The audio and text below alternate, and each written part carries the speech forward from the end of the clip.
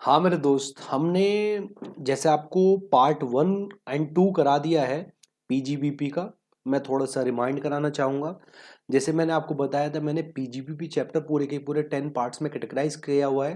पहला part chargeability का था और दूसरे पार्ट में डिडक्शन 30 से लेकर 35 तक का जितना भी डिडक्शन मिलता है पीजीबीपी चैप्टर में, वो सब हमने कवर किया था। ठीक है दोस्त, तो अभी हम आगे चलते हैं, आगे बढ़ते हैं। ठीक है, और पीजीबीपी चैप्टर को कंप्लीट करना चाहेंगे। सबसे पहले लास्ट में आ जाओ। देखो, मैंने ना यहाँ पे अकाउंट्स एंड ऑडिट का एक पार्ट था हमारा। देखो, अकाउंट्स एंड ऑडिट का आपको यहाँ से क्वेश्चन फाइनल लेवल में एग्जामिनेशन में नहीं आएगा, लेकिन हाँ, एक एमसीक्यू यहाँ से बन सकता है। ठीक है जी, डिटेल क्वेश्चन ना बन के यहाँ पे एक एमसीक्यू आपके लिए यहाँ पे आ सकता है। तो एमसीक्यू के पर्सपेक्टिव से आप लोग इसको देखेंगे तो इसमें बोला गया है कि भैया, compulsory maintenance of books of account notified profession के लोगों को, जैसे लीगल, मेडिकल, इंजीनियर्स, आर्किटेक्चर, इन लोगों को books compulsory maintenance of books of account, compulsory books of account maintain करना पड़ेगा। कब, किस केस में compulsory books of account maintain करना पड़ेगा? अगर if his oblique her gross receipts more than 1,50,000, 1.5 lakh रुपए से ज्यादा है। ठीक है जी, in previous 3 year preceding the previous year, previous year से पीछे वाले तीनों सालों में। ठीक है ना, तो आपको बुक्स ऑफ अकाउंट वगैरह मेंटेन करने हैं। या फिर भैया क्या है कि if where the profession has been newly set up, नया नया प्रोफेशन सेटअप किया है, तो आपको देखना है क्या भैया, जिस साल आपने क्या है कि अगर अपना नया सेटअप है, क्या उस साल आपका जो ग्रोस रिसिप्ट है, ठीक है जी, वो लाइकली टू एक्सीड, मतलब क्या 1.5 लाख रुपए से ऊपर का आपका ग्रोस रिसिप्ट हो जाएगा? If yes, then you have to maintain the books of accounts. और ये इधर कुछ बुक्स ऑफ अकाउंट जो मेंटेन करना है उनके नाम दिए गए हैं, एक बार आप लोग देख लेना। अगर नहीं मेंटेन करते तो 25,000 रुपए का पेनल्टी है। अब एक क्वेश्चन बड़ा अच्छा आता है सीए फाइनल में कि एक बंदा है जिसको टैक्स ऑडिट करानी थी। ठीक है जी, उस बंदे ने टैक्स ऑडिट नहीं कराई क्योंकि उसने बुक्स ऑफ अकाउंट्स मेंटेन ही नहीं की। तो यहाँ पे जो टैक्स ऑडिट का पेनल्टी होता है 1.5 लाख या फिर 0.5% of the turnover which ever is lower, वो वाला पेनल्टी लगेगा। या फिर non maintenance of books of accounts के रिस्पेक्ट में 25,000 का पेनल्टी लगेगा। तो आंसर ये होगा इसका कि जब उसने बुक्स ऑफ अकाउंट नहीं मेंटेन करी तो उसके ऊपर केवल 25,000 का पेनल्टी लगेगा। एक क्वेश्चन है, देख लेना आप।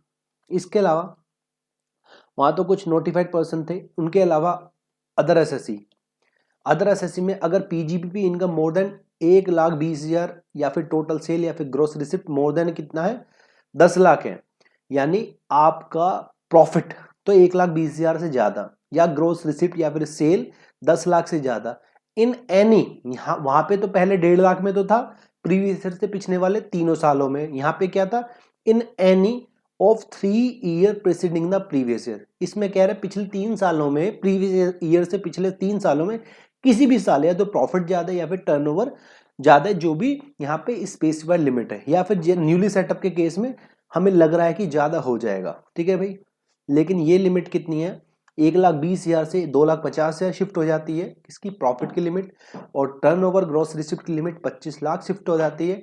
किस केस में? इन case of individual and HUF, याद रहेगा। तो ये भी एक पार्ट था। ठीक है ना, ये था अकाउंट्स एंड ऑडिट। अच्छा, ऑडिट में अभी इसका पेंडिंग है, ऑडिट का भी बता देता हूं मैं आपको। देखो भैया, टैक्स ऑडिट आपने पता नहीं प्रैक्टिकल किया है नहीं किया है, वैसे मैं मान के चलता हूँ कि सीए फाइनल के आप स्टूडेंट हो तो आपने आर्टिकलशिप में यहाँ पे टैक्स ऑडिट जरूर किया होगा। एट माई टाइम मैंने आर्टिकलशिप में भी किया था, अभी मैं पोस्ट क्वालिफिकेशन के बाद भी मैं टैक्स ऑडिट करता हूँ। और आपको मैं बता दूं, अभी 15 तारीख लास्ट डेट था टैक्स ऑडिट का। ठीक है जी, एक टैक्स ऑडिट को मैंने कंप्लीट किया था 5 घंटे में, छोटा टैक्स ऑडिट था इसलिए कर लिया। ऐसे भी टैक्स ऑडिट होते हैं जिसमें मेरे को महीने भर लग जाता है कंप्लीट करने में, और ऐसे भी टैक्स ऑडिट होते हैं जिनको मेरे को 5 घंटे में, जिनको मैं कर देता हूँ। ठीक है ना, तो डिपेंड है किस तरह की कंपनी, कितने कंप्लायंस है, नंबर ऑफ कंप्लायंस कितने हैं। ठीक है दोस्त। अच्छा, ये करें टैक्स ऑडिट कब कराना होता है, आपको ध्यान देने वाली बात है। पहले ये देख लो, फॉर्म होता है 3CD फॉर्म होता है, 3CD के साथ 3CA या फिर 3CB भरी जाती है। कंपनी के केस में 3CA होता है और अदर कंपनी के केस में 3CB होता है। ठीक है ना, मैं यहाँ पे अपने जो बैच पढ़ाया था उस बैच में तो बच्चों को यहाँ पे मैं 3CB 3CA फॉर्म दिखाता था, लेकिन आपको नहीं दिखा पाऊंगा। ठीक है जी। कब टैक्स ऑडिट करानी है? जब भैया बिजनेस का टोटल सेल या फिर टर्नओवर एक्सीड्स है 1 करोड़ तक, नो टैक्स ऑडिट। 1 करोड़ से ज्यादा है तो भैया कितना टैक्स ऑडिट कराना है आपको? टैक्स ऑडिट कराना है अगर 1 करोड़ से ज्यादा ड्यूरिंग द फाइनेंशियल ईयर है, ड्यूरिंग द फाइनेंशियल ईयर या फिर प्रीवियस ईयर बोल सकते हैं आप। दूसरा, एक बंदा जो क्या है प्रोफेशन यानी सीए डॉक्टर है, अगर उसका ग्रॉस रिसिप्ट कितना है 50 लाख से ज्यादा है तो भी उसको क्या है टैक्स ऑडिट कराना है। ठीक है जी। इसके अलावा अगर बंदे ने ऑप्ट किया हुआ है प्रिजम्पटिव स्कीम में 44 एडी या फिर एडी ए, ठीक है जी, एडी ए है ये। अगर बंदे ने प्रिजम्पटिव ऑप्शन ऑप्ट किया हुआ है, प्रिजम्पटिव क्या होता है, जिन एसएससी का टर्नओवर अप टू 2 करोड़ होता है तो उनका प्रिजम्पटिव ऑप्शन आ जाता है, उनको बुक्स ऑफ अकाउंट मेंटेन करने की आवश्यकता नहीं, साथ ही साथ उनको टैक्स ऑडिट भी नहीं कराना होता। ठीक है ना। तो ये कहता है जिन बंदों ने ऑप्ट किया हुआ है 44 एडी या फिर 44 एडीए, ठीक है जी, and his income exceeds the exemption limit but less than 8% या फिर 6% और 50%। एक्चुअली होता क्या है यहाँ पे, जब 44 एडी हम ऑप्ट करते हैं ना तो वो मैं अब आपको बताऊंगा, तो उसमें ना कम से कम हमें 8%, जितना भी हमारा टोटल टर्नओवर है उसके 8% को हमें क्या इनकम मानना होता है, टर्नओवर का 8%, और उसके ऊपर टैक्स पे करना होता है। मान लो हमारी जो पूरी की पूरी रिसिप्ट है वो थ्रू बैंक अकाउंट से, बैंक के थ्रू रिसिप्ट आ रही है पूरी की पूरी, तो उस केस में अपन लोगों को कितना 6% कम से कम प्रॉफिट दिखाना होता है और उसके पे टैक्स पे करना होता है। लेकिन 44 एडीए में प्रोफेशनल के केस में 50% हमें प्रॉफिट मानना होता है और उसके ऊपर टैक्स पे करना होता है। ठीक है ना। तो ये एक प्रोविजन होता है। तो ये कह रहा है कि भैया आपने ऑप्ट तो किया हुआ प्रिजम्पटिव स्कीम, लेकिन आप जो प्रॉफिट शो कर रहे हो लेस देन 6%, 8% या फिर 50% एज द केस में भी आप शो कर रहे हो, तो भैया उस केस में आपको क्या टैक्स ऑडिट कराना पड़ जाएगा। राइट। आगे टैक्स ऑडिट नहीं कराते तो भैया 0.5% ऑफ द टर्नओवर ऑब्लिक 50,000, विच 50 नहीं है 1,50,000, ये अभी तक एडिटिंग नहीं हुआ, which ever is lower that will be the penalty. Clear है। तो यहां पे आपको एमसीक्यू क्वेश्चन आ सकता है इस पार्ट से जो मैंने अभी आपको कराया है। आगे देखते हैं दोस्त, प्रिजम्पटिव टैक्सेशन इंपॉर्टेंट है। इसमें 3 सेक्शन आते हैं प्रिजम्पटिव में। ठीक है जी। ये प्रिजम्पटिव जो टैक्सेशन है ये रेजिडेंशियल के पर्सपेक्टिव से हम पढ़ रहे हैं, रेजिडेंशियल के लिए। ये कहता है 44 एडी, 44 एडी किसके लिए? स्मॉल बिजनेसमैन के लिए जिनका ग्रोस रिसिप्ट या फिर turnover during the previous year up to 200 lakh है या फिर 2 करोड़ कह दो, एक्सेप्ट, यानी 44 एडी नहीं मिलेगा। किनको नहीं मिलेगा? जो लोग एजेंसी बिजनेस, ब्रोकरेज, कमीशन वगैरह में डील करते हैं, ठीक है जी, उनको 44 एडी नहीं मिलेगा। या फिर जो 44 एई में कवर्ड है, मैं बताऊंगा 44 एई में क्या है।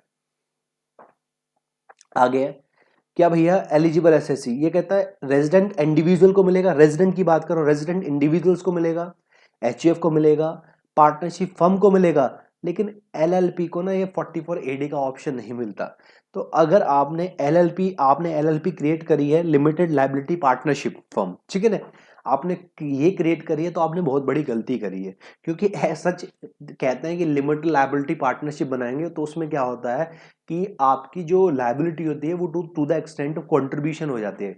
लेकिन अगर आपको ऐसा लग रहा है कि जो आपने एलएलपी फर्म बनाई है वो, अगर आप इस तरह की कोई एक्टिविटीज गलत काम नहीं करेंगे या इस तरह का नहीं करेंगे कि आपके ऊपर फ्यूचर में कुछ ज्यादा टैक्स का बर्डन हो, आपको पर्सनल कुछ ना देना पड़े, तो आपको बेस्ट ऑप्शन है कि आप फर्म क्रिएट कीजिए। फर्म क्रिएट करके वहां पे 2 करोड़ तक के टर्नओवर पे आपको बुक्स ऑफ अकाउंट वगैरह मेंटेन करने की आवश्यकता नहीं है। मैं ये नहीं कह सकता सभी के लिए फर्म क्रिएट करना सुटेबल है, ये केस टू केस डिपेंड है। ठीक है जी। अच्छा, तो कह रहा है 44 एडी कौन कर ले सकता है? 44 एडी इंडिविजुअल ले सकता है, इसके अलावा एचयूएफ ले सकते हैं, पार्टनरशिप फर्म ले सकते हैं, लेकिन एलएलपी नहीं ले सकते। And who has not claim deduction under section 10A, 10AA, 10B, 10BA या फिर डिडक्शन अंडर चैप्टर 6 से अंडर हेडिंग सी, जिन्होंने नहीं क्लेम किया है डिडक्शन, वो इस ऑप्शन को ऑप्ट कर सकते हैं। याद रहेगा इस ऑप्शन में होता क्या है, वही जो मैंने आपको बताया 8% ऑफ द ग्रोस टर्नओवर के इक्वल आपको यहाँ पे प्रॉफिट रखना होता है। लेकिन जहां पे आपको जो रिसिप्ट है, ठीक है जी, मनी का, वो हो रहा है थ्रू अकाउंट पे चेक या अकाउंट पे बैंक ड्राफ्ट या यूजिंग इलेक्ट्रॉनिकली मीन, ठीक है जी, या फिर किसी भी और इलेक्ट्रॉनिकली मोड में, ठीक है जी, तो उस केस में आपके पास 6% तक का भी ऑप्शन है। ये किस लिए आया हुआ 6%? तो ये डिजिटल ट्रांजेक्शन को प्रमोट करने के लिए हुआ। यानी टोटल रिसिप्ट अगर आपकी मान लो लेट सपोज करो 1,50,00,000 है, तो आप क्या है यहाँ पे 1,50,00,000 का 6% हो गया, 15 6 का 90, 9 लाख का आपका प्रॉफिट होगा। 9 लाख पे मान लो आप इंडिविजुअल है तो कितना टैक्स लगेगा? 2.5 लाख तक कोई नहीं, 2.5 लाख से 5 लाख तक 5%, 5 लाख से 9 लाख तक 20%, यही तो होगा ना। एडवांस टैक्स 15 मार्च तक जमा कर सकते हैं, ठीक है जी। उसके बाद 234C का आपका वो लगेगा, इंटरेस्ट लगेगा। आपको ध्यान देने वाली बात है, आपको ना जब ये 44AD में प्रिजम्पटिव के हिसाब से आप प्रॉफिट शो करते हैं ना, तो आपको जो डिडक्शन होती है अंडर सेक्शन 32 से लेकर 38 तक ये अलाउड नहीं होती, ये अवेलेबल नहीं होती। साथ ही साथ पार्टनर रेम्युनरेशन, सैलरी या फिर interest according to section 40B shall not be allowed, ये भी अलाउड नहीं होंगे, ठीक है ना। तो डिटेल में तो ज़्यादा मैं नहीं जाना चाहूँगा। 44AD है, जिस तरह 44AD बिजनेसमैन के लिए होता है, उसी तरह 44AD ये जो सेक्शन है वो किसके लिए होता है? वो प्रोफेशनल्स के लिए होता है, वो प्रोफेशनल्स के लिए होता है। ये सब प्रोफेशनल्स हैं जो इस तरह के बिजनेस में इन्वॉल्व। उनके लिए क्या ऑप्शन होता है कि भैया अगर उनकी gross receipt during the previous year कितनी है, 50 लाख तक है, तो वो क्या अपना 50% ऑफ द ग्रोस रिसिप्ट को इनकम डिक्लेयर कर सकते हैं और उस पर अकॉर्डिंगली टैक्स पे कर सकते हैं। तो उनको ना तो भैया बुक्स ऑफ अकाउंट मेंटेन करने की आवश्यकता, ना ही उनको टैक्स ऑडिट वगैरह कुछ कराने की आवश्यकता है, ठीक है जी। टैक्स ऑडिट तो वैसे भी नहीं लगेगा, तो ये एक ऑप्शन है।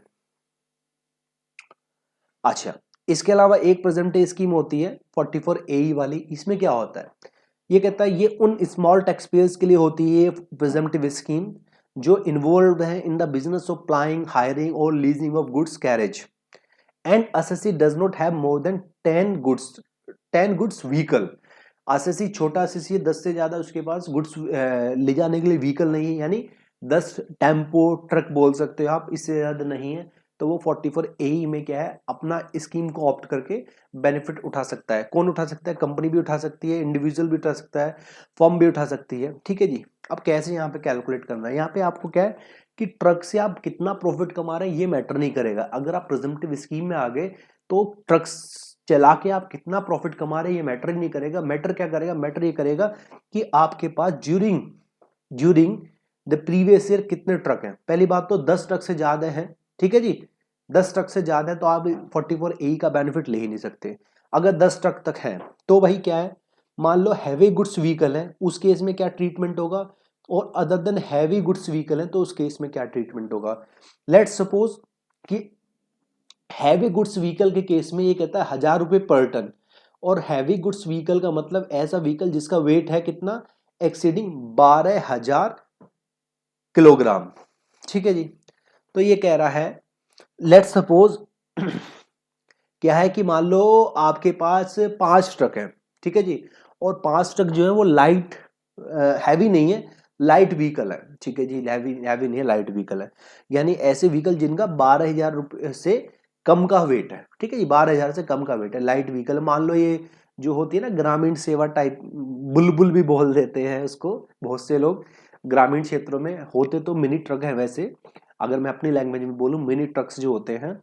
और क्या कहते हैं, उनसे मान लो कोई एसएससी है, उनसे बिजनेस करता है, गुड्स को एक जगह से दूसरी जगह ले जाता है, ठीक है ना, प्लाइंग, हायरिंग या फिर लीजिंग ऑफ गुड्स के बिजनेस में वो इन्वॉल्व है, ठीक है। तो इस केस में क्या है, 5 तो 5 ट्रक है उसके पास, हाँ जी 5 ट्रक है, तो ये माना जाएगा 7,500 रुपये फॉर एवरी पर मंथ या फिर पार्ट ऑफ मंथ। मान लो ड्यूरिंग द पहले पूरे के पूरे साल 5 ट्रक रहे, तो एक ट्रक की कितनी इनकम होगी, 7,500 मल्टीप्लाई 12 महीने, ठीक है जी, और मल्टीप्लाई 5, क्योंकि 5 ट्रक है तो ये उसकी क्या आ जाएगी, इनकम आ जाएगी। जैसे 7,500 मल्टीप्लाई 12 मल्टीप्लाई 5, तो अभी इसकी क्या आ गई, इनकी पूरे साल की इनकम आ गई 4,50,000, और 4,50,000 पे कोई टैक्स नहीं है अगर वो बंदा क्या है, इंडिविजुअल्स है, ठीक है ना, इंडिविजुअल है, एचयूएफ है, क्योंकि 5 लाख तक तो उसको 87A का रिबेट ही मिल जाएगा।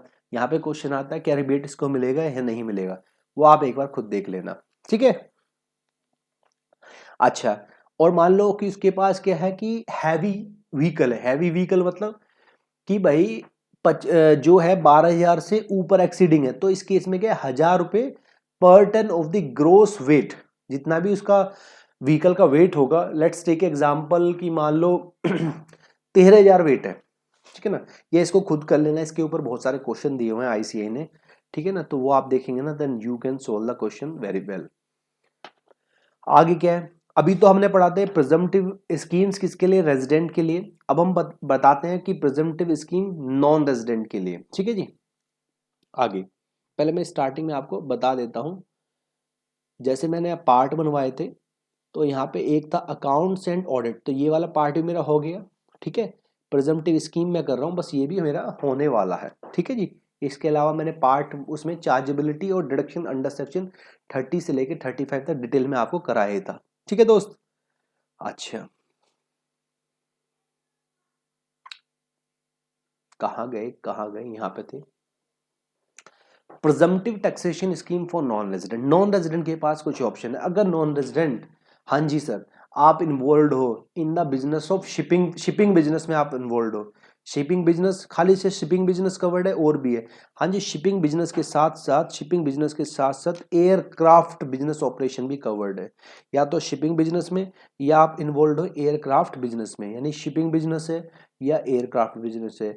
भैया शिप होता है पानी का जहाज, पानी का जहाज होता है बहुत बड़ा, क्योंकि वहां से जो एयरक्राफ्ट है ना, कई कई एयरक्राफ्ट भी वहां से क्या है उड़ान भरते हैं और वहां पे आके उतरते हैं। आपको क्या पता है ये बात? हाँ सर, हमें पता है, पानी का जहाज टाइटैनिक हमें याद आ रहा है, ठीक है जी। ओके, तो in case of shipping business, shipping business के केस में भैया 7.5% of the freight received in India या फिर outside India for carriage of goods, passenger, live stock, mail from any port in India.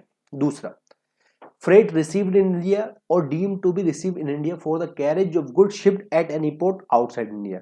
देखो भैया, पहले केस में, शिपिंग बिजनेस के केस में 7.5% ऑफ द फ्रेट, ऐसा फ्रेट या तो वो इंडिया में रिसीव्ड हुआ हो, ठीक है जी, शिप कहीं से भी चला हो, आउट ऑफ इंडिया से चला हो, ठीक है जी। इंडिया में अगर कोई भी फ्रेट रिसीव्ड हुआ है तो वो ले लो, ठीक है जी।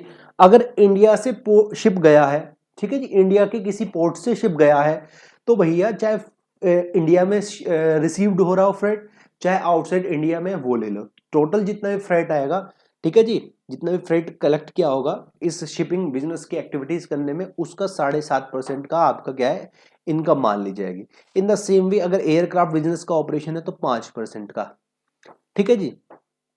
इन द सेम वे अगर नॉन रेजिडेंट इन्वॉल्व है in the business of supplying services या फिर facility in respect of plant and machinery on hire to be used in prospecting, extraction और प्रोडक्शन ऑफ मिनरल, इस case में 10% है, और यहाँ पे भी 10% है। ये फॉरेन कंपनी के लिए अवेलेबल है ऑप्शन।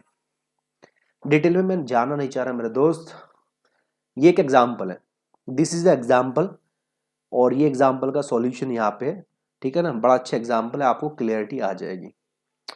एक सेक्शन हो रहा था, देखो प्रिजम्पटिव का हमारा खत्म हो गया, इसके अलावा एक सेक्शन हो रहा है, मैं आपको बता देता हूँ, थोड़ा सा मुझे लगता है ये सेक्शन भी यहाँ पे एक क्वेश्चन आ सकता है। Deduction of head office expense in case of non resident, मतलब क्या है सर, ध्यान से सुनना। ये कह रहा है suppose a foreign company has a branch in India, किसी फॉरेन कंपनी की इंडिया में ब्रांच है, हाँ जी। So while calculating the income of such branch, ये कहता है so while calculating the income of such branch, head office expenses, executive and general administration expenditure will be allowed to the branch as per the following way. ये कहता है कि अगर मान लो कोई फॉरेन कंपनी है जिसकी ब्रांच इंडिया में है, तो भैया उसको जो हेड ऑफिस के खर्चे हैं वो किस तरह अलाउड होंगे, इस तरह अलाउड होंगे कि 5% of the adjusted total income, या एक्चुअल में जितने हेड ऑफिस के खर्चे हुए, ठीक है जी, related to the business profession of the SSC in India whichever is lower. अच्छा, अब बात आती है, सॉरी, कि एडजस्टेड टोटल इनकम क्या बोलते हैं। ये कहते हैं adjusted total income means before allowing any deduction या फिर प्रोवाइडिंग एनी अनएब्सॉर्ब्ड डेप्रिसिएशन और any brought forward losses, if adjusted total income is low then 3-year average adjusted total income shall be considered। ये थोड़ा सा एक बार ना आप देख लेना डिटेल में, तो मेन चीज है, आपको दिया होगा एक क्वेश्चन है, मुझे याद आ रहा है, आपके क्वेश्चन में एक क्वेश्चन है, तो वहां पे एक्चुअल खर्चे दिए होते हैं या फिर एडजस्टेड टोटल इनकम दी होती है, तो उस केस में तुम लोगों ने 5% of the adjusted total income कर देना, या फिर एक्चुअल खर्चे जो हुए हैं इसमें से जो भी लोअर हो that will be allowed. Clear है? ओके, अब यहाँ पे मोस्ट इंपॉर्टेंट एरिया जहां से क्वेश्चन आपको एग्जाम्स में 100% आपको मिलेगा कि disallowance on account of TDS default. Disallowance on account of TDS default section है, मतलब टीडीएस का डिफॉल्ट कर दिया। कैसा डिफॉल्ट कि या तो आपने टीडीएस डिडक्ट ही नहीं करा, या टीडीएस डिडक्ट तो किया लेकिन डिडक्ट करने के बाद डिपॉजिट नहीं किया। ध्यान से सुनना, अब यहां पे क्या सेक्शन है, ये कह रहा है, ये कहता है various provision relate to disallowance on account of TDS default. ये क्या है? Payment made other than salary, payment made other than salary outside India और टू अ नॉन रेजिडेंट। अगर पेमेंट हुई है नॉन रेजिडेंट को सैलरी के अलावा, जैसे इंटरेस्ट, रॉयल्टी या फिर टेक्निकल फीस, ध्यान से सुनना, सैलरी के अलावा अगर कोई पेमेंट हुई है किसको, नॉन रेजिडेंट को या फिर फॉरेन कंपनी को, ठीक है जी, या तो आपने टीडीएस काटा ही नहीं तो 100% खर्चा डिसअलाउड हो जाएगा, या फिर काट के जमा नहीं करा तो भी 100% खर्चा डिसअलाउड हो जाएगा। तो भाई अलाउड उस साल में होगा जिस साल आप डिडक्ट करके जमा कर देते हो। ठीक है जी, जिस साल में डिडक्ट करके आप जमा कर देते हो। ठीक है जी, मान लो आपने काट तो लिया, आपने टीडीएस डिडक्ट तो कर लिया, लेकिन जो डिडक्ट डिपॉजिट किया वो ऑन और before the due date of filing the income tax return कर दिया, तो क्या सर वो खर्चा अलाउड हो जाता है? यस, वो खर्चा अलाउड हो जाता है। और due date of filing the return, उसके बाद अगर वो खर्चा आप वो टीडीएस जमा करोगे तो उस साल अलाउड होगा, नेक्स्ट ईयर अलाउड हो जाएगा। क्लियर है? देखो, this is the revision video. मुझे पता है कि जिस बच्चे ने अच्छे से रिवीजन नहीं किया होगा तो वो सोच रहा होगा यार ऐसे भी होता है, ऐसे भी होता है, लेकिन जिस बच्चे ने अच्छे से रिवीजन किया होगा, जिसने ये कॉन्सेप्ट कभी ना कभी पढ़े होंगे, तो वो मेरे को बहुत अच्छे से कनेक्ट कर पा रहा होगा, ऐसा मेरा विश्वास है। अच्छा, अब नॉन रेजिडेंट का चल रहा था, पेमेंट नॉन रेजिडेंट को, मान लो अगर पेमेंट हो रही है नॉन रेजिडेंट को, यहाँ पे लिखा है सैलरी, पहले तो अदर देन सैलरी था, अब मैं कह रहा हूँ सैलरी। तो भैया ये कहता है if any amount paid as a salary to a person outside India या फिर नॉन रेजिडेंट विदाउट टीडीएस, और टीडीएस काट लिया लेकिन गवर्नमेंट को जमा नहीं करा up to the date of TDS payment, then whole sum of amount will be disallowed expenditure. ये कहता है, ध्यान देने वाली बात है, इस केस में और पहले केस में क्या डिफरेंस था। देखो, जब हम बात करते हैं अदर देन सैलरी की, तो आपके पास ऑप्शन होता है, टीडीएस आपने काट लिए, काट के आप due date of filing the return आप जमा कर दो, कोई दिक्कत वाली बात नहीं है, बस ड्यूरिंग द ईयर आप काट लो। ठीक है जी, लेकिन यहाँ पे कह रहा है कि सैलरी के रिस्पेक्ट में आपको जो काटना है टीडीएस, वो टीडीएस के हिसाब से जो ड्यू डेट होता है काटना है, और काट के ना टीडीएस का ड्यू डेट होता है। टीडीएस कब तक जमा कराना होता है सर? अगले महीने की 7 तारीख तक। आप कह रहे हो सर अगर हमने 7 तारीख तक जमा ना करा के 8 तारीख को जमा कराया तो क्या वो खर्चा पूरा का पूरा डिसअलाउड होगा? यस, यस लिख रहा है ना, even delay by 1 day salary will not be allowed as deduction. ठीक है जी, तो ये एक डिफरेंट पॉइंट था पहले वाले से। अच्छा, लेकिन रेजिडेंट के केस में ऐसा नहीं होता। अगर मान लो आपको पेमेंट कर रहे हो किसी रेजिडेंट को, ठीक है जी, इंक्लूडिंग, मैंने लिखा है इंक्लूडिंग सैलरीज, तो भैया आपको, अगर आपने टीडीएस काटा है नहीं, ये कहता है TDS is deducted but not, sorry, TDS is deductible but not deducted. TDS कटना तो था लेकिन आपने काटा नहीं, तो भैया केवल 30% of such expenditure will be disallowed, केवल 30% खर्चा डिसअलाउड होगा। लेट्स टेक एग्जांपल, मैं एक कंपनी हूं, मुझे अपने कंपनी के कोई ऑडिटर है, उनको पेमेंट करनी है और ऑडिट फीस की पेमेंट करनी है, तो मैंने उस पर ना ऑडिट फीस मुझे 194J में 10% टीडीएस काटना था। ठीक है जी, मैंने नहीं काटा ही नहीं, तो कितना खर्चा डिसअलाउड होगा मेरा, यानी मैं कंपनी हूँ, मेरा 1 लाख की पेमेंट करना था मैंने, तो टोटल 1 लाख पे टीडीएस काटना था, मैंने टीडीएस ही नहीं काटा, तो मेरा 30% है, 30,000 रुपये खर्चा डिसअलाउड हो जाएगा, 70% फिर भी अलाउड रहेगा। ठीक है जी, क्या सर ये 30,000 हमेशा डिसअलाउड रहेगा? नहीं, मान लो मैंने अगले साल काट दिया, क्योंकि मेरे पास ऑप्शन है कि मैं due date of filing the income tax return, तो मैं काट के जमा कराने का ऑप्शन है, काटने का ऑप्शन तो ड्यूरिंग द प्रीवियस ईयर है, तो मैंने 31 मार्च तक नहीं काटा, 31 मार्च के बाद 1 अप्रैल को काट दिया है, तो जिस साल काटा उस साल अलाउड हो जाएगा 30% खर्चा। दूसरा केस, मैंने टीडीएस डिडक्ट तो कर लिया लेकिन डिपॉजिट नहीं कराया। कब तक डिपॉजिट नहीं कराया? Up to the due date of filing the income tax return. जैसे इंडिविजुअल के केस में क्या 31 जुलाई, कंपनी के केस में 30 सितंबर, ठीक है ना, तो वहां तक जमा नहीं कराया तो भैया 30% अलाउड, डिसअलाउड है खर्चा। अगर जमा करा दे तो पूरा का पूरा अलाउड है, ठीक है जी। और अगर due date of income tax filing the return उसके बाद जमा कराया तो उस साल अलाउड होगा। ये कह रहा है एक्सेप्शन टू सेक्शन 40 AI या 40 AI है। क्या एक्सेप्शन है?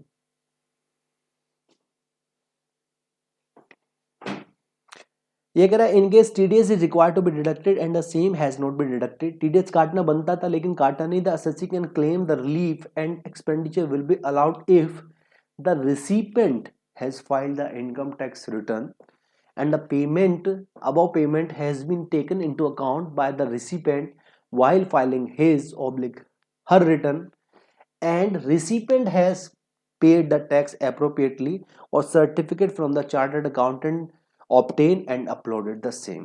तो ये आपको याद रखना है, ठीक है जी। इसके अलावा एक हमारा पार्ट था कि कुछ अमाउंट एक्सप्रेसली डिसअलाउड, कुछ अमाउंट है जो एक्सप्रेसली डिसअलाउड। जैसे इक्वलाइजेशन लेवी का है। इक्वलाइजेशन लेवी, मान लो आपने क्या है कि कोई पेमेंट नॉन रेजिडेंट को की, इक्वलाइजेशन लेवी कब काटते हैं? जब आप कोई भी पेमेंट करते हैं, किसको? फॉरेन कंपनी को करते हैं। किससे, किसके लिए करते हैं? क्योंकि आपने कुछ एडवर्टीजमेंट वाली सर्विस ली है या फिर कोई स्पेसिफाइड सर्विस ली है और जिसका सम कितना है, 1 लाख से ऊपर का है। पता नहीं आपको याद आ रहा है नहीं आ रहा है, तो आपको 6% इक्वलाइजेशन लेवी काटना होता है, ठीक है जी। तो भैया अगर नहीं काटा, कब तक? वही the due date of file, पहले तो ड्यूरिंग द प्रीवियस ईयर काट दो या काट के जमा नहीं कराया, कब तक? Up to the due date of filing the income tax return. तो भैया पूरा का पूरा, ये कहता है पूरा का पूरा, यहाँ पे 30% वाली बात नहीं है, यहाँ पे पूरा का पूरा खर्च डिसअलाउड हो जाएगा। ये आपको ध्यान रखने वाली बात है। आपको हमेशा याद रखना है सरचार्जेस, इनकम टैक्स या फिर पेनल्टी या फिर educational cess, health and education cess, इस तरह के जो भी खर्चे हैं ना, इनका आपको डिडक्शन नहीं मिलेगा, ठीक है जी। रेट और टैक्सेस के नीचे जो खर्चे हैं, खासकर डायरेक्ट टैक्स से रिलेटेड खर्चे जो है, उनका आपको ना वो एक्सपेंसेस आपको अलाउड नहीं होते। तो क्योंकि ये जो पार्ट करा रहा हूँ ये वो पार्ट है कि अमाउंट एक्सप्रेसली डिसअलाउड, ठीक है जी। आगे ये हमने करा ही दिया।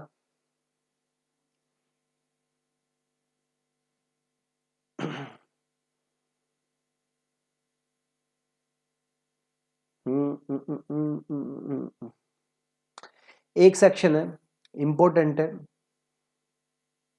आपको देखना है कि disallowance in case of payment made to relative and associate. अगर कोई पेमेंट करी है, ठीक है जी, किसी को, रिलेटिव को या फिर एसोसिएट को, ठीक है जी, और पेमेंट जो करी है ये डिसअलाउड हो जाएगी अगर वो पेमेंट अनरीजनेबल है, एक्सेस है, ठीक है नहीं, of the FMV of the such expenditure, expenditure की हिसाब से वो बहुत ही ज्यादा आपने पेमेंट करी है। कोई भी एग्जांपल ले लो, जैसे कोई आपका रिलेटिव है, आप एक बिजनेसमैन है, कोई आप रिलेटिव है, मार्क आप कैलकुलेटर, ये वाला कैलकुलेटर आप उससे खरीद रहे हैं, ठीक है जी, और कैलकुलेटर नॉर्मली मार्केट में ये मिलता है, ओरिजिनल कैलकुलेटर 400 रुपये तक का मिल रहा है, आप इसी चीज को 1000 रुपये पर यूनिट के हिसाब से खरीद रहे हैं, तो ये पेमेंट आप कर रहे हो एक्सेसिव या फिर अनरीजनेबल है, तो दिस कैन बी डिसअलाउड, ठीक है जी। तो यहाँ पे और यहाँ पे मीनिंग दिया हुआ है मैंने कि क्या कौन रिलेटिव वगैरह है, तो ये एक बार देख लेना। ये एक सेक्शन है जो कि इंपॉर्टेंट है, section 40A3 and section 40A3A। ये क्या बोलते हैं? आपको पता है कि कैश में खर्चा डिसअलाउड होता है। हाँ जी सर, हमें पता है कैश में खर्चा डिसअलाउड होता है, लेकिन लिमिट क्या है? लिमिट 10,000 है, यानी 10,000 तक आप कैश में खर्चा कर सकते हैं, ठीक है जी, to a single person in a single day and a single expenditure. I repeat, खर्चा to a single person in a single day, ठीक है जी, फॉर ए सिंगल एक्सपेंडिचर आप 10,000 रुपये कैश में पे कर सकते हैं, ठीक है जी। और अगर आप पेमेंट कर रहे हैं for plying, hiring, leasing, goods carriage यानी ट्रांसपोर्टर के केस में, तो ये 10,000 की लिमिट बढ़ के कितनी हो जाती है? 35,000 हो जाती है। ओके, याद रहेगा? हाँ जी याद रहेगा, लेकिन इसके कुछ एक्सेप्शंस हैं रूल नंबर 6D में, तो ये यार एक बार देख लेना, बहुत सारे हैं, बहुत सारे एक्सेप्शन हैं। जैसे क्या है कि एक आधा बता देता हूँ मैं आपको, जैसे पेमेंट कर रहे हैं आप गवर्नमेंट को, आप कैश में पेमेंट करो गवर्नमेंट को, कंपनीज को या फिर क्रेडिट सोसाइटी को, तो कोई दिक्कत वाली बात नहीं है। 10,000 क्या तुम 50 लाख रुपए कैश में देते, कोई दिक्कत वाली बात नहीं है, ठीक है ना। तो ये एक बात देख लेना, अगर नोट्स चाहिए तो ले लेना, वैसे आपने पढ़ा होगा यहाँ पे।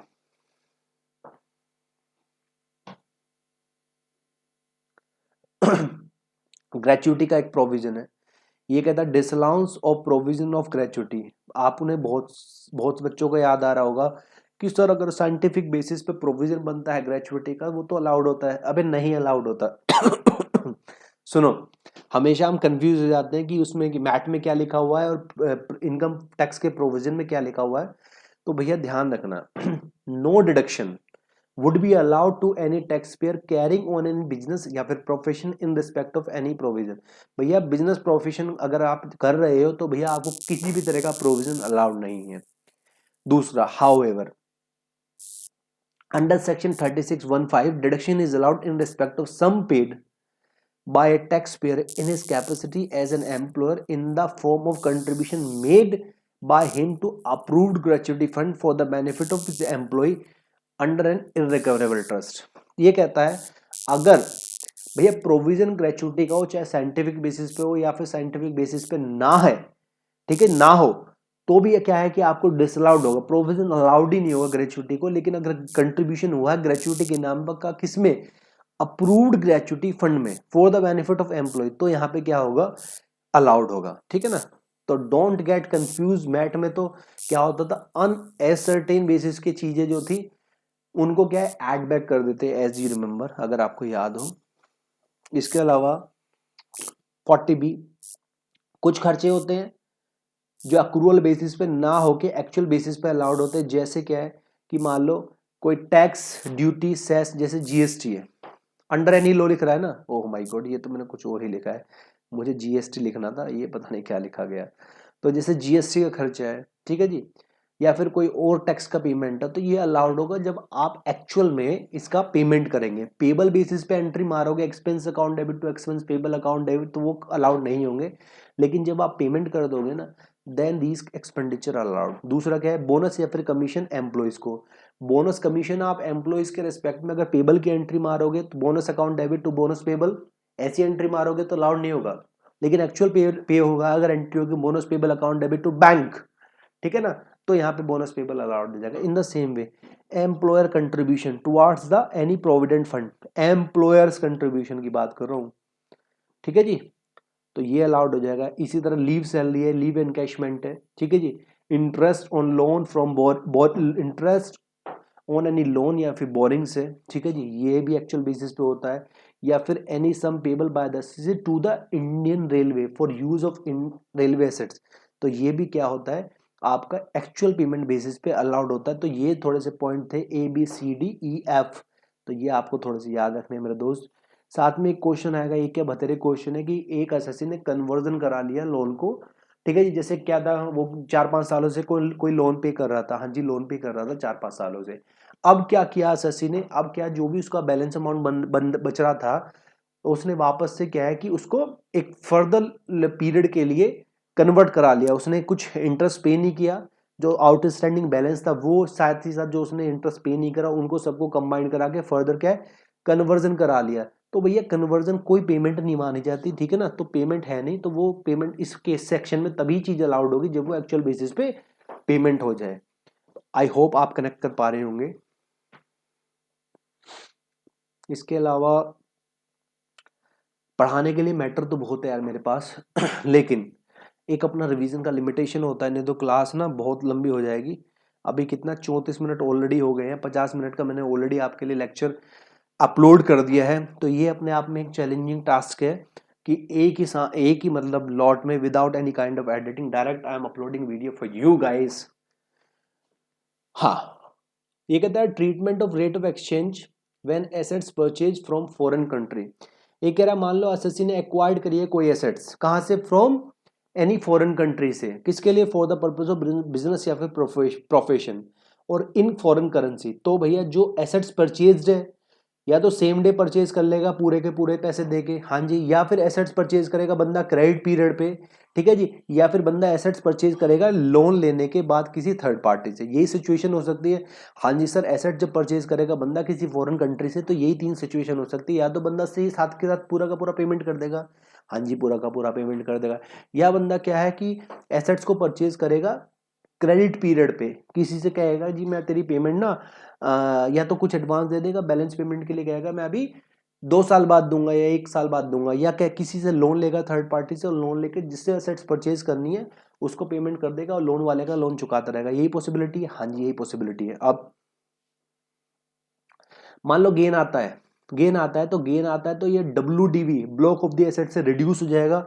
लॉस आता है तो add it to the block of assets, और उस पर नॉर्मली आप डेप्रिसिएशन क्लेम कर सकते हैं। तो एक्सचेंज रेट आता है, अब एक्सचेंज रेट कैसे आएगा, मैंने ये तो बता दिया क्या चीज ऐड होगा क्या चीज लेस होगा, लेकिन कब लेस होगा, देखो भाई जब आपने एसेट्स परचेज करी, ठीक है जी, और जब आप उसकी पेमेंट कर रहे हैं, ध्यान से सुनना, आज परचेज करी है एसेट्स, हो सकता है आज $1 70 का आ रहा है, लेकिन जब आप लोन की पेमेंट कर रहे हैं हो सकता है $1 72 के बराबर है, तो यहाँ पे यानी ₹2 आपको एक्स्ट्रा पे करना पड़ रहा है, ठीक है ना, क्योंकि फॉरेन करेंसी में स्टार्टिंग परचेज करा था, तो जितना भी एक्सचेंज डिफरेंस होगा, ठीक है ना, at the time of repayment the rate of exchange में बी डिफरेंट, हाँ जी डिफरेंट होगा। तो अगर गेन आता है देन रिड्यूस हो जाएगा ब्लॉक ऑफ एसेट से, अगर लॉस आता है तो एडेड हो जाएगा ब्लॉक ऑफ एसेट से। आगे कह रहा है these adjustment will be made at the time of actual payment, ये आपको ईयर एंड पे एडजस्टमेंट नहीं करनी, ये आपको जब जब आप एक्चुअल पेमेंट करेंगे ना तब तक आपको ये एडजस्टमेंट करनी है। और same treatment in case of loss या फिर gain due to hedge contract, तो उस केस में भी ये होगा।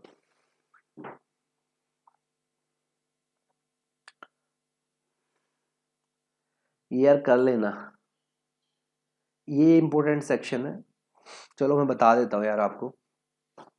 Special provision in case of income of the public financial institution या फिर पब्लिक कंपनी। स्पेशल प्रोविजन क्या कहता है, मान लो in case of public financial institution या फिर स्केड्यूल बैंक या फिर कोऑपरेटिव बैंक, किसको छोड़ के, प्राइमरी एग्रीकल्चर सोसाइटीज को छोड़ के, या फिर प्राइमरी कोऑपरेटिव बैंक या फिर रूरल डेवलपमेंट बैंक, ये सब जितने भी हैं, अगर इनको इनकम आ रही है बाय वे ऑफ इंटरेस्ट, अगर इनको आ रही है income by way of interest on such category of bad and doubtful debts, then shall be chargeable to tax, then shall be chargeable to tax in the previous year in which credited to the P&L account by said institution या फिर public company for that year, or the previous year in which it is actually received by it, whichever is earlier। ध्यान से देखना मैंने क्या बोला है, ये कहता है मान लो पब्लिक फाइनेंशियल इंस्टीट्यूशन वगैरह है, इनको इनकम आनी चाहिए बाय वे ऑफ इंटरेस्ट, किस पे, on such category of bad and doubtful debts, यानी इन्होंने कुछ क्या है बैड एंड डाउटफुल डेट्स बनाए कर दिए थे, क्रिएट कर दिए थे।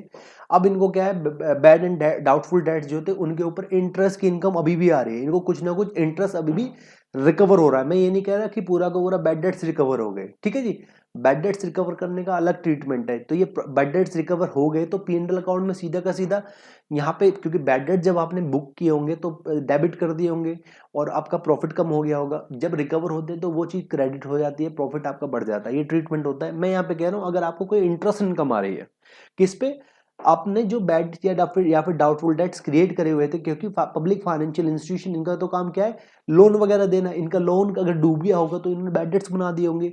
अच्छा, लेकिन बैड डेट्स पे अगर कोई इंटरेस्ट इनकम रिकवर्ड होती है तो भैया interest income shall be chargeable to tax.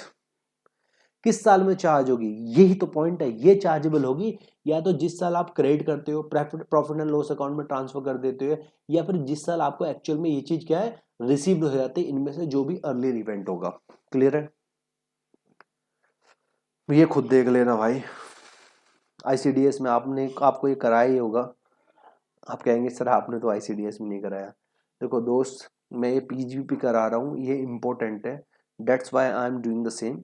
तो ये भी मेरा हो गया है, अगर मैं स्टार्टिंग में बात करूँ, ठीक है जी, तो मेरा ये अमाउंट एक्सप्रेसली डिसअलाउड ये वाला भी हो गया, provision applicable to foreign company non resident या फिर ये भी हो गया मेरा, ठीक है जी, disallowance on account of TDS default भी मेरा हो गया, ठीक है जी। और expenses deductible on actual payment basis 43B भी हो गया मेरा, और अदर प्रोविजन में भी मैंने आपको 2-3 सेक्शन यहाँ पे कवर्ड कराए हैं, राइट। तो मेरा ऑलमोस्ट पीजीबीपी हो गया, बस मेरा ये 36 से लेकर 37 बचा है। यार सच बताओ मेरा मन नहीं है, मेरा मन नहीं है 36 और 37 को कराने का। उसका कारण है बचपन से आप अगर फाइनल पढ़ते आए होगे 36 या फिर 37 सेक्शन ही आपने किया है,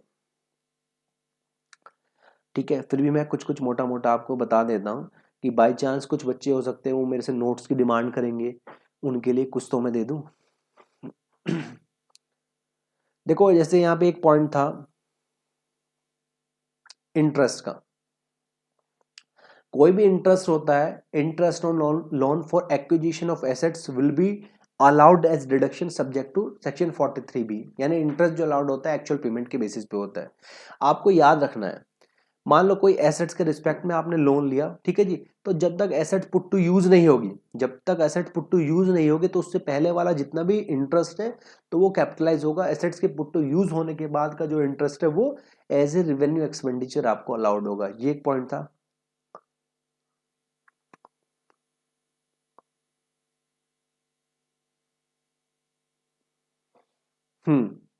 एक बहुत से बच्चे कंफ्यूज होते हैं इस पॉइंट पे, कंट्रीब्यूशन टू प्रोविडेंट फंड या फिर other funds bye the employer.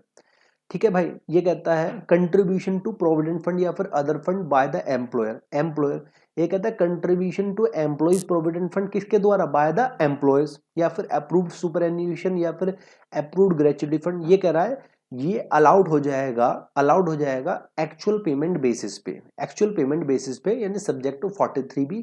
कब तक अलाउड हो जाएगा, या तो आप उसकी payment during the previous year कर दो, या up to the due date of filing the income tax return under section 139(1) कर दो, तो भैया एम्प्लॉयर का कंट्रीब्यूशन अलाउड हो जाता है। ठीक है जी, ओके।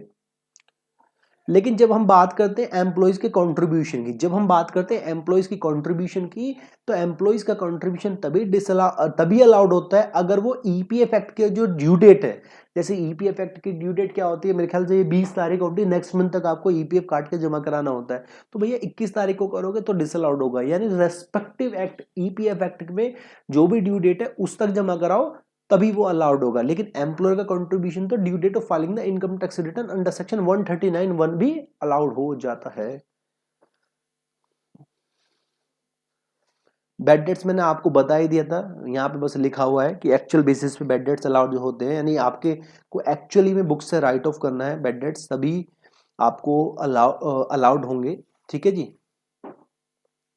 राइट ऑफ कर दो।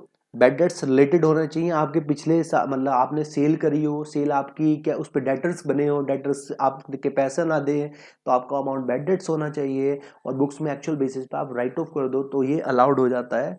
ठीक है जी, provision for bad debts normally allowed नहीं होता, लेकिन इसका एक एक्सेप्शन है बैंक्स, बैंक्स के केस में प्रोविजन जो होता है बेड डेट्स का वो भी अलाउड हो जाता है। ठीक है जी, recovery subsequent recovery bad debts हो गए तो ये टैक्सेबल होगा। एग्जांपल आप देख लेना, ये वो है एक्सेप्शन कि केवल ये प्रोविजन है बैड डेट्स का जो कि अलाउड होता है पूरे के पूरे इनकम टैक्स एक्ट में। इसके ऊपर एक क्वेश्चन है आपके स्टडी मैट में, वो देख लेना।